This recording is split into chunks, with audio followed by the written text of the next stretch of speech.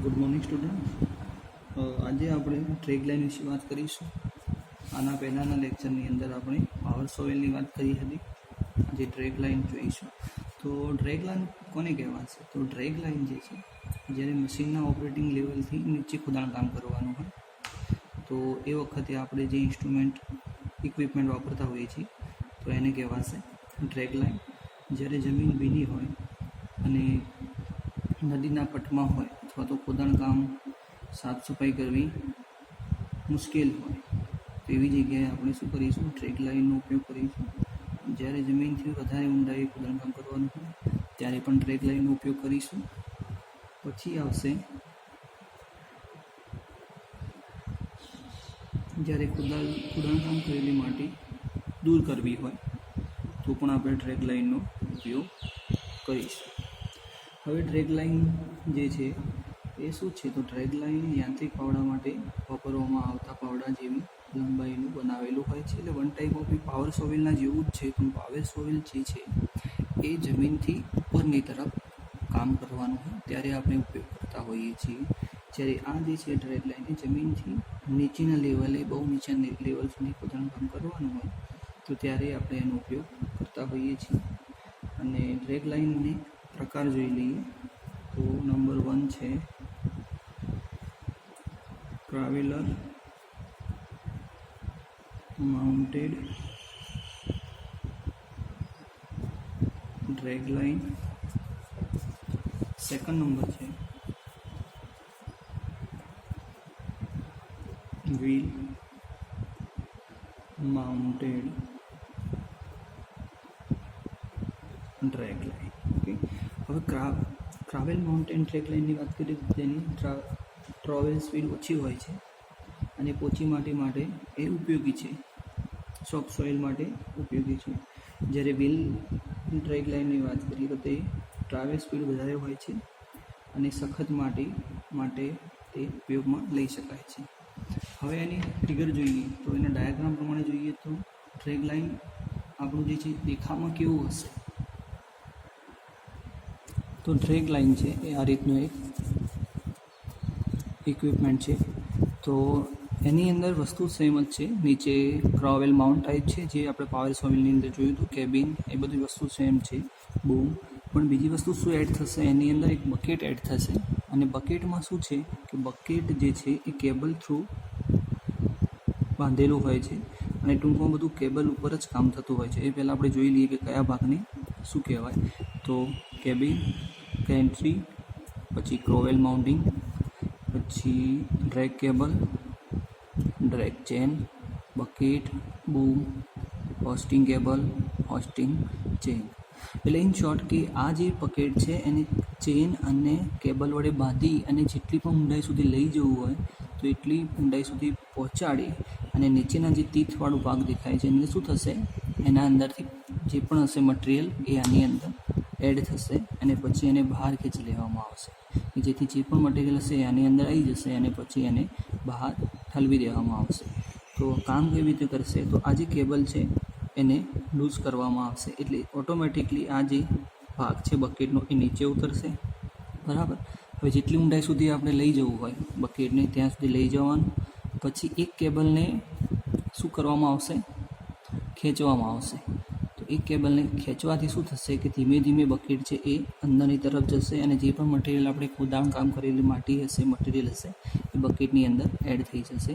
પછી એને કેબલ દ્વારા બહાર ખેંચી લેવામાં આવશે. ઓકે, તો આ એની એક ડાયાગ્રામ ટાઈપ ફિગર આપેલી છે આપણને ડ્રેગ લાઇનની, એ આપણે તૈયાર કરી દેવાની રહેશે. હવે થર્ડ નંબર જોઈએ. થર્ડ નંબર છે truck mountain drag line. Truck mounted drag line. આ 3 પ્રકારના અલગ અલગ ડ્રેગ લાઇન આપણે યુઝ કરી શકીએ છીએ. એમાં ક્રાવેલ પ્રકારના આપણે ફિગરમાં જોયું, વ્હીલ અને ટ્રક બે અલગ અલગ આવે છે. આની અંદર સોફ્ટ સોઇલમાં ખોદાણ કામ કરવા માટે, આની અંદર હાર્ડ સોઇલમાં ખોદાણ કામ કરવા માટે. અને આની અંદર જોઈએ તો ટ્રક ડ્રેગ લાઇન છે એ ટ્રાવેલ સ્પીડ કરતાં ઊંચી હોય છે. ઓકે, અને તે સખત માટીને છૂટા છવાયા કામ માટે ઉપયોગમાં. એટલે આના બેના કામ ઇન શોર્ટ સરખા કામ માટે આપણે યુઝ કરતા હોઈએ છીએ. હવે 4th નંબર છે વોકિંગ ડ્રેગ લાઈન. કે આની અંદર આપણને કોઈ ઇન્ફોર્મેશન આપી નથી, પણ જ્યારે એનલિસ્ટ કરવાનું થાય કે analyst the drag line types of drag line, તો એની અંદર આપણે એટલા એનલિસ્ટ કરી અને ઘણી વખત એવું પણ પૂછાતું હોય છે જીટીયુની અંદર કે ડ્રેગ લાઇનના પ્રકાર જણાવી અને કોઈ પણ એક સમજાવો, અથવા તો ડ્રેગ લાઇનના પ્રકાર જણાવીને ક્રાવેલ માઉન્ટ ટાઈપનું ડ્રેગ લાઇન છે એ આકૃતિ દોરી સમજાવો. તો એની અંદર તમારે શું કરવાનું થશે, એક ટાઈપ્સ લખવાના થશે, પછી ડ્રેગ લાઇન વિશેની ફિગર દોરવાની થશે. અને જો વધારે માર્ક્સમાં હોય, 7 માર્ક્સમાં પૂછાયો હોય, તો એની અંદર પછી આપણે એડવાન્ટેજ પણ એડ કરવાના થશે. એ આપણે જોઈ લઈએ. તો નંબર 1 એડવાન્ટેજીસની વાત કરીએ તો નંબર 1 છે ડ્રેગ લાઇન કુદરતી જમીન ઉપર કાર્ય કરે છે. તે ખાડા કે ખાઈમાં જવાની જરૂર નથી, ઉતારવાની જરૂર નથી. કેમ કે ડ્રેગ લાઇનનું જે કેબલ તમને બતાવ્યા એ પ્રમાણે એક જગ્યા ઉપરથી ઊભા રહી અને એનું બકેટ હોય જેટલી ઊંડાઈ સુધી લઈ જવું હોય ત્યાં સુધી આપણે લઈ જઈ શકીએ છીએ. તો પછી એને અંદર એક્સ્કેવેશન જગ્યા હોય ત્યાં ઉતારવાની જરૂર નથી, ગ્રાઉન્ડ લેવલથી પણ તમે કામ કરી શકો છો. પછી આવશે માટીનું વહન કરતા યંત્રો જેવા કે ટ્રેક્ટર, ટ્રક વગેરેની ખાડા કે ખાઈમાં ઉતારવાની જરૂર નથી. સ્વાભાવિક છે કે તમે જે અંદર આપણે અહીંયા ફિગર દ્વારા સમજી લઈએ પહેલાં કે જે રીતે આપણું એક અહીંયા ગ્રાઉન્ડ છે બરાબર, અને આપણે અહીંયા એક્સ્કેવેશન કરવાનું છે. તો આપણે શું કરતા હોઈએ છીએ, આપણા જે એક્સ્કેવેશન ઇક્વિપમેન્ટ હોય છે એને આપણે અહીં સુધી લઈ જતા હોઈએ છીએ અને પછી ત્યાંથી આપણે એક્સ્કેવેશનનું કામ કરતા હોઈએ છીએ બરાબર. અને જે પણ માટી એક્સ્કેવેટ થશે એને આપણે ટ્રક અથવા તો ડમ્પરમાં લોડ કરી અને પછી બહાર લઈ જતા હોઈએ છીએ. પણ અહીં એવું કરવાની જરૂર નથી, કેમ કે તમારું જે આ ઇક્વિપમેન્ટ છે એને શું કરવાનું, બહારની ગ્રાઉન્ડ લેવલે તમે મૂકી શકો આને બરાબર, અને પછી એને ત્યાંથી જ તમે ઓપરેટ કરી શકો છો. અહીં એક બકેટ હશે, ત્યાંથી તમે ગ્રાઉન્ડ ઉપરની સપાટીથી તમે એનો ઓપરેટ કરી શકો છો. એટલે સ્વાભાવિક છે તમારે નીચે ઉતરવાની જરૂર નથી. ખોદેલા મટીરિયલને એક જ ઓપરેશનમાં દૂર કરી શકાય છે. એટલે કે જે તમે મટીરિયલ ખોદ્યું છે એને ત્યાંથી દૂર કરી શકાય છે અને તે ખાઈ કેનાલ વગેરેના કામ માટે અનુકૂળ છે. કેનાલનું કામ હોય અથવા તો ખાઈનું કામ હોય તો આપણે આ ઇક્વિપમેન્ટનો ઉપયોગ કરતા હોઈએ છીએ, જેનું નામ છે ડ્રેગ લાઇન. પછી આવશે એના ડિસએડવાન્ટેજીસ. તો ડિસએડવાન્ટેજીસમાં અંદર એવું છે કે તેના ખોદાણ કાર્યમાં પાવર સોવેલ કરતાં ઓછો છે. એ વસ્તુ આપણે મેન જોવા મળશે, કેમ કે પાવર સોવેલથી જે કામ થશે એનાથી આ કામ ઓછું થશે. કેમ કે છે ઊંડાઈ સુધી બકેટને પહોંચાડવું, પછી એની અંદર જે પણ મટીરિયલ છે ફિલ કરવું અને પછી પાછું એને બહાર કાઢવું. એટલે આમાં ટાઈમ તમારો વધારે જશે. જ્યારે પાવર સોવેલની અંદર શું થશે, અહીંથી એક્સ્કેવેટ કરશે માટીને અને સીધી જે ટ્રક અથવા તો ડમ્પરની અંદર ફિલઅપ કરી અને પછી ઇઝીલી બહાર તમે પહોંચાડી શકશો. તો એ આપણને ડિસએડવાન્ટેજ રહેશે. પછી આઉટપુટ પાવર સોઇલ કરતાં ઓછું હોય છે બરાબર. પછી બૂમની લંબાઈ વધારવી હોય તો બકેટની સાઇઝ ઘટાડવી પડે છે. હવે આમાં કેવું હોય છે, જે રીતે પાવર સોઇલની અંદર વાત કરીએ તો પાવર સોઇલની અંદર જે બકેટ હોય છે એની પણ સાઇઝ બદલી શકાય છે. એટલે કે અહીંથી આપણે એને રિમૂવ કરી અને બીજી સાઇઝ એડ કરી શકાય છે. પણ હવે શું છે કે આ બૂમ જે છે, જો એની સાઇઝ વધારવી હોય ઓકે, તો પછી બકેટની સાઇઝ તમારે નાની કરવી પડશે. કેમ કે બૂમની સાઇઝ વધવાથી બકેટ વધશે, તો શું થશે, તમારું જે વ્હીકલ છે એ નીચે પડી જવાની શક્યતા વધી જશે. એટલે સ્વાભાવિક છે કે તમે બૂમના કારણે આને બકેટની સાઇઝ નાની કરી દો તો તમારું કામ ઝડપથી થશે. તે માત્ર પોચી માટી માટે જ અનુકૂળ છે, એટલે કે સોફ્ટ સોઇલ માટે અનુકૂળ છે. હાર્ડ સોઇલ હોય તો એની અંદર કામ નથી લાગતું. એની અંદર આપણે પાવર સોઇલનો ઉપયોગ કરતા હોઈએ છીએ. હવે જોઈએ ડ્રેગ લાઇનનું આઉટપુટ.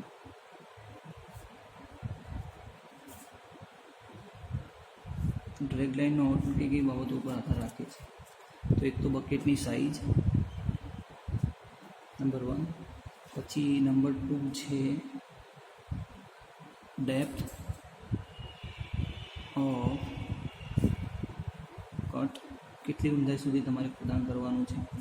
પછી 3rd નંબર આવશે લેન્થ ઓફ બૂમ. પછી 4th નંબર આવશે એંગલ ઓફ સ્વિંગ. પછી આવશે 5th નંબર આવશે આપણું ટાઈપ ઓફ ટેરિયલ. પછી આવશે એટમોસ્ફિયર, કયા પ્રકારમાં તમારે કામ કરવાનું છે. પછી મટીરિયલ દૂર કરવા માટે તમે કયા પ્રકારના ઇક્વિપમેન્ટનો ઉપયોગ કરો છો. તો આવી બધી ઘણી બધી બાબતો એના ઉપર આધાર રાખે છે ડ્રેગ લાઇન ઉપર. હવે એક તફાવત છે, ડિફરન્સ આપેલો છે કે ડ્રેગ લાઇન શું છે અને પાવર સોવેલ શું છે, અથવા તો ડ્રેગ લાઇનની અંદર કઈ રીતે કામ થતા હોય છે ને પાવર સોવેલની અંદર કઈ રીતે કામ થતા હોય છે. તો એ આપણે એ વસ્તુ જોઈ લઈએ. તો ડિફરન્સ બિટવીન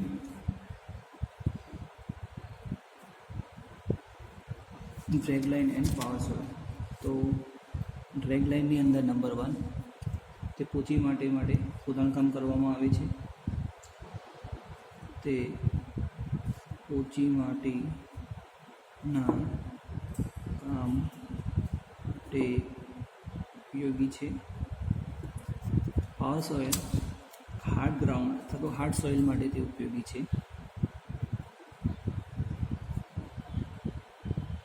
હાર્ડ ગ્રાઉન્ડ માટે ઉપયોગી છે. સેકન્ડ નંબર ટૂંકા અંતરના માટી માટે આપણે ઉપયોગ કરતા હોઈએ છીએ, એટલે કે તે ટૂંકા અંતરના માટી વહન માટે ઉપયોગી છે. જ્યારે પાવર સોઇલ છે તે લાંબા અંતરના માટીના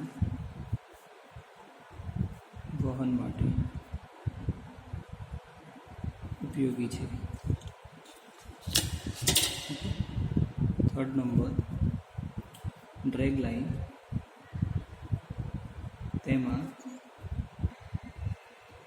તેમાં ખોદાણ કામનો પાવડો એટલે કે બકેટ ઉપરથી નીચે તરફ કામ કરે છે. જ્યારે પાવર સોઇલની અંદર ખોદાણ કામ નીચેથી ઉપર તરફ કામ કરે છે. 4th નંબર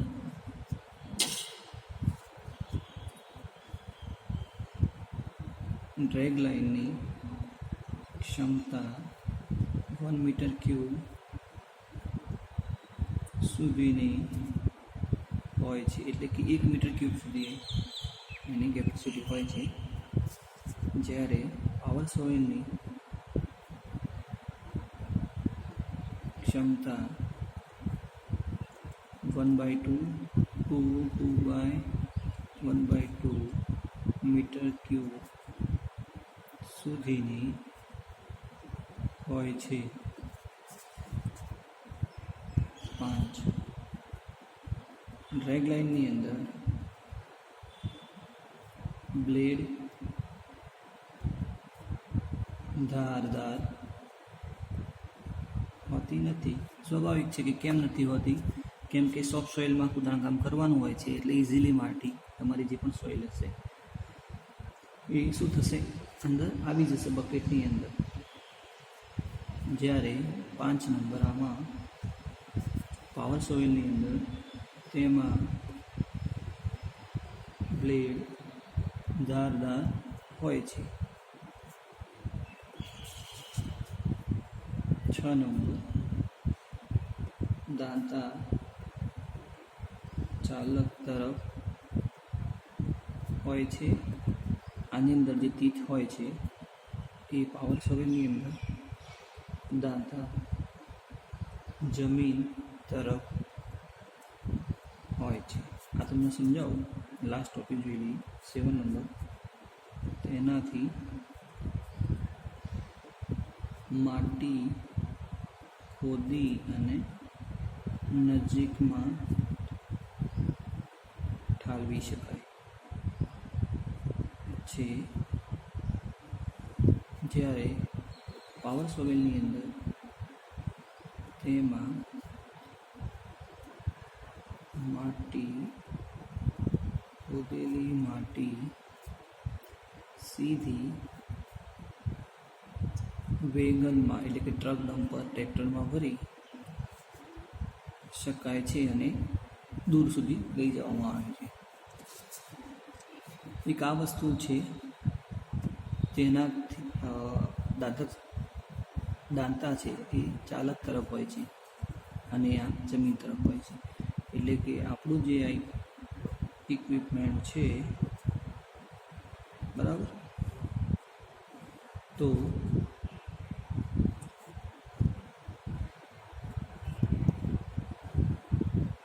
એ હંમેશા આ રીતે જ રહેશે. ઓકે, લટકતું. તો એના જે દાંતા હશે અહીં એ ચાલક તરફ હશે. એટલે કે જે ઓપરેટર છે એ આપણું ઇક્વિપમેન્ટ એની તરફ હશે. જ્યારે પાવર સોવેલની વાત કરીએ તો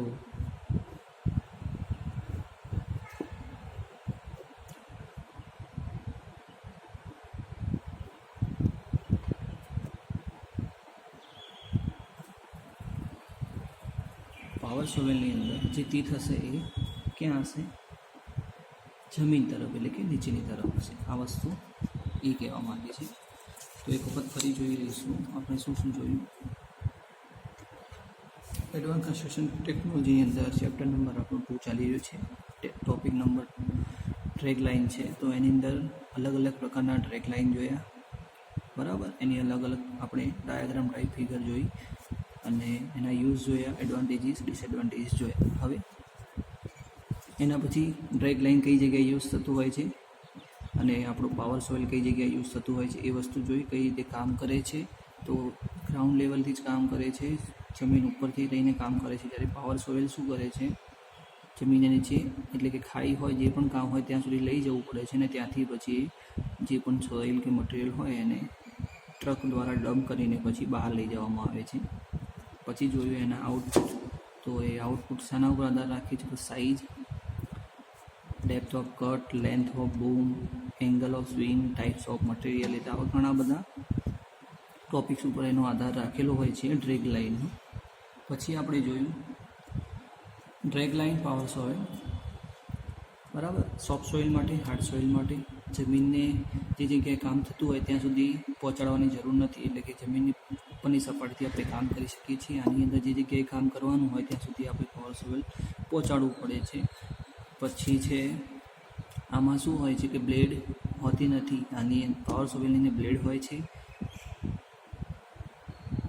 ખોદાણ વખતે પાવડો ઉપરથી નીચે તરફ કામ કરે છે, અપડાઉન. જ્યારે ઉપરથી નીચે તરફ કામ કરે છે, જ્યારે આની અંદર નીચેથી ઉપર તરફ કામ થતું હોય છે. આનું કામ કરવાની કેપેસિટી કેટલી છે? 1 મીટર ક્યુબ. જ્યારે પાવર સોઇલની કામ કરવાની 1/2 to 2 × 1/2 મીટર ક્યુબ જેટલી એની કામ કરવાની કેપેસિટી છે. જે પણ માટી હોય, સોઇલ હોય, મટીરિયલ હોય એને ખોદી અને બાજુમાં એ ડમ્પ કરતો હોય છે. જ્યારે પાવર સોઇલની અંદર શું છે કે તમારે જે જગ્યાએ ડમ્પ કરવાની હોય અથવા તો તમારા જે ઇક્વિપમેન્ટ છે પાવર સોઇલ એનાથી દૂર આપણે પહોંચાડવી હોય માટીને, તો ત્યાં પણ આપણે દૂર સુધી ડમ્પ કરી શકીએ છીએ, બરાબર. તો આપણે આજે અહીં સુધી રાખીશું અને જે ફિગર તમને અમે બતાવી હતી એમાં ડ્રેગ લાઇનની એ ફિગર તમારે તૈયાર કરી અને એક વખતે દોરી અને મને વોટ્સઅપ કરવાની રહેશે, બરાબર. ફિગર ડ્રો કરી અને વોટ્સઅપ કરવાની રહેશે. Okay, thank you.